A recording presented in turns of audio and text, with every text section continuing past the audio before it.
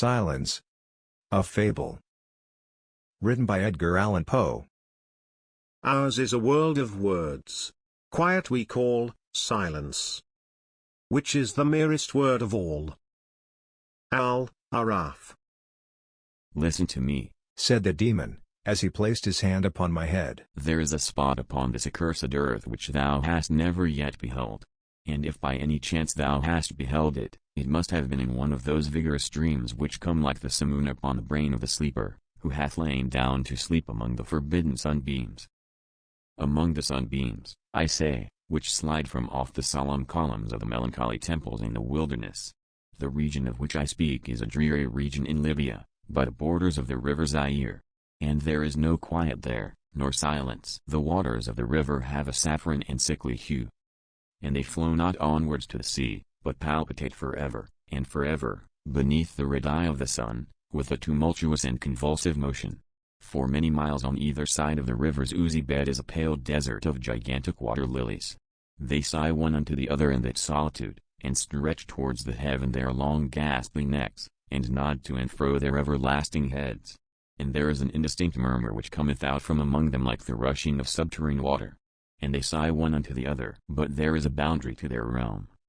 The boundary of the dark, horrible, lofty forest. There, like the waves about the Hebrides, the low underwood is agitated continually. But there is no wind throughout the heaven. And the tall primeval trees rock eternally hither and thither with a crashing and mighty sound. And from their high summits, one by one, drop everlasting dews. And at the roots strange poisonous flowers lie writhing in perturbed slumber. And overhead, with a rustling and loud noise, the grey clouds rush westwardly forever, until they roll, a cataract, over the fiery wall of the horizon. But there is no wind throughout the heaven. And by the shores of the river Zaire there is neither quiet nor silence. It was night, and the rain fell, and, falling, it was rain, but, having fallen, it was blood. And I stood in a morass among the tall lilies, and the rain fell upon my head. And the lilies sighed one unto the other in the solemnity of their desolation. And, all at once, the moon arose through the thin ghastly mist, and was crimson in color. And mine eyes fell upon a huge grey rock which stood by the shore of the river, and was lit by the light of the moon. And the rock was grey, and ghastly, and tall. And the rock was grey. Upon its front were characters engraven in the stone, and I walked through the morass of water lilies, until I came close unto the shore, that I might read the characters upon the stone.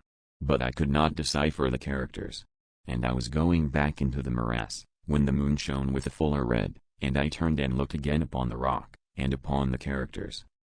And the characters spelled desolation. And I looked upwards, and there stood a man upon the summit of the rock, and I hid myself among the water lilies that I might discover the actions of the man.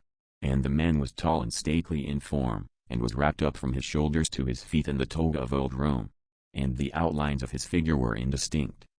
But his features were the features of a deity, for the mantle of the night, and of the mist, and of the moon, and of the dew, had left uncovered the features of his face.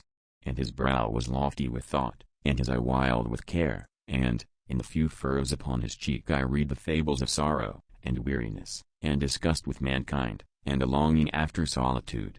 And the moon shone upon his face, and upon the features of his face. And oh, they were more beautiful than the airy dreams which hovered about the souls of the daughters of Delos. And the man sat down upon the rock, and leaned his head upon his hand, and looked out upon the desolation. He looked down into the low unquiet shrubbery, and up into the tall primeval trees, and up higher at the rustling heaven, and into the crimson moon. And I lay close within shelter of the lilies, and observed the actions of the man. And the man trembled in the solitude. But the night waned and he sat upon the rock, and the man turned his attention from the heaven, and looked out upon the dreary river Zaire, and upon the yellow ghastly waters, and upon the pale legions of the water lilies. And the man listened to the sighs of the water lilies, and of the murmur that came up from among them. And I lay close within my covert and observed the actions of the man. And the man trembled in the solitude. But the night waned and he sat upon the rock. Then I went down into the recesses of the morass, and waded afar in among the wilderness of the lilies, and called unto the hippopotami which dwelt among the fens in the recesses of the morass. And the hippopotami heard my call, and came, with the behemoth, unto the foot of the rock, and roared loudly and fearfully beneath the moon. And I lay close within my covert and observed the actions of the man. And the man trembled in the solitude.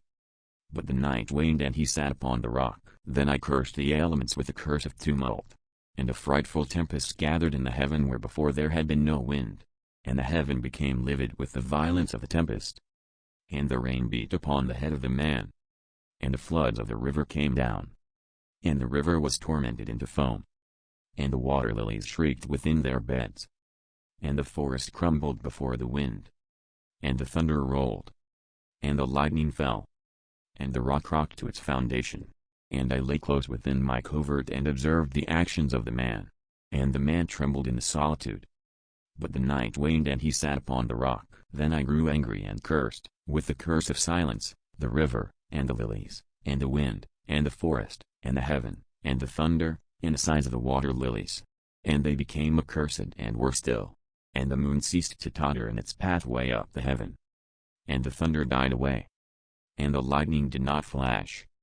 And the clouds hung motionless. And the waters sunk to their level and remained. And the trees ceased to rock. And the water lilies sighed no more.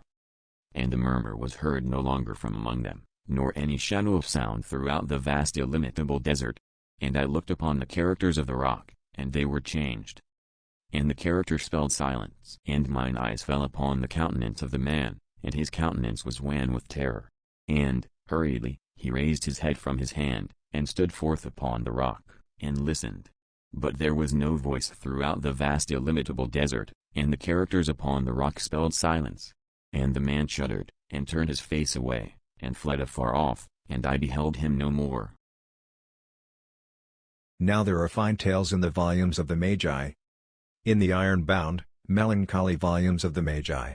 Therein, I say, are glorious histories of the heaven, and of the earth, and of the mighty sea, and of the genii that overruled the sea, and the earth, and the lofty heaven. There was much lore too in the sayings which were said by the Sibyls, and holy, holy things were heard of old by the dim leaves that trembled around Odona. But, as Allah liveth, that fable which the demon told me as he sat by my side in the shadow of the tomb, I hold to be the most wonderful of all. And as the demon made an end of his story, he fell back within the cavity of the tomb and laughed. And I could not laugh with the demon, and he cursed me because I could not laugh. And the lynx which dwelleth forever in the tomb, came out therefrom, and lay down at the feet of the demon, and looked at him steadily in the face.